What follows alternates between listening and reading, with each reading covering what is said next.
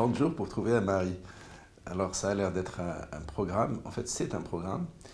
Euh, L'histoire est une des différentes histoires qui constituent le livre, c'est le titre d'ailleurs du roman. C'est très curieux parce que cette histoire est authentique, absolument authentique. On me l'a raconté il y a 2 ou 3 décennies, une histoire qui date. J'étais chercheur à l'école des mines de Paris. Et la bibliothécaire m'a raconté un jour, elle s'appelle Elisabeth, je suppose qu'elle s'appelle toujours Elisabeth, un jour elle me dit j'ai connu une de tes compatriotes assez extraordinaire qui est venue du Maroc pour faire un stage de formation chez nous pendant 1 mois.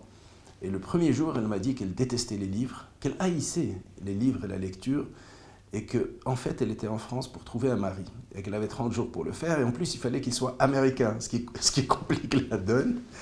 Et alors, je me suis mis à rire avec Elisabeth dans la cantine de l'école des mines, et ensuite, Elisabeth m'a cédé le coup de grâce.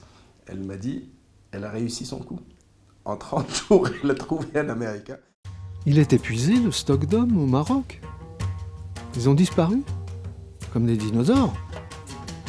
Des hommes, il y en a encore des tonnes chez nous. Ça court les rues, des laids, des beaux, des durs, des mous, des gros touffus, des petits joufflus, des ridés, des pelés. Mais moi, je veux me dégoter un Américain. À Paris, l'épouser et aller vivre avec lui à Dallas. Et il faut vraiment que ce soit Dallas. Alors quand on raconte cette histoire absolument authentique, qui est finalement très drôle, il y a quelqu'un qui dit mais j'ai connu ça moi aussi, j'ai connu une jeune femme, une Marocaine mais cette fois-ci à Casablanca, qui avait le même problème parce qu'elle devait se marier et puis elle découvre que son fiancé, qui est une espèce de bellâtre, il l'a trahi, il la trompe avant même le mariage, ce qui est quand même un peu prématuré. Et bon, elle veut annuler, seulement elle a déjà payé des arts. Pour réserver le traiteur, la salle, les musiciens, elle a payé des arts conséquents. Et comme elle est économe, elle ne veut pas renoncer à ses arts. Donc maintenant, elle va se marier, c'est sûr, pas avec le gars avec qui elle vient de rompre, mais elle a 30 jours pour trouver un mari. C'est la même histoire en fait. Nous étions au Café de l'Univers par un dimanche de printemps, à Languille, oisif. Par désœuvrement, nous étions convenus de raconter chacun à tour de rôle une histoire remarquable, puis d'en tirer une morale, une leçon, ou même plusieurs. Cette remarquable entreprise allait durer plusieurs jours, par intermittence. Et c'est ce que je relate ici. Donc le premier raconte cette histoire-là, 30 jours pour trouver un mari. Un autre raconte une histoire de gants. Quelqu'un qui se rend compte un jour qu'il porte des gants qui valent 8 millions de dollars.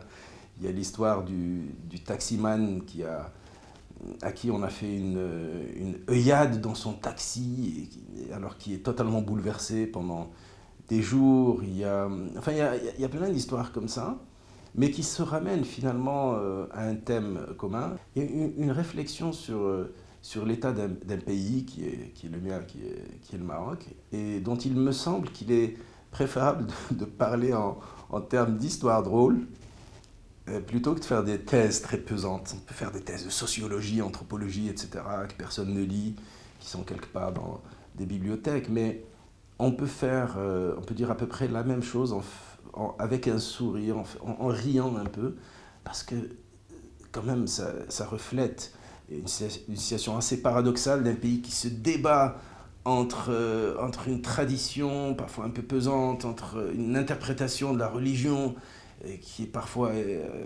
assez pesante aussi, et puis des velléités de modernité, et puis des femmes, des jeunes femmes, les deux qui veulent trouver un mari en 30 jours, par exemple, des femmes qui essayent de dépasser tout ça, qui essayent de s'émanciper, de se libérer, et puis des hommes qui ne savent pas très bien comment réagir.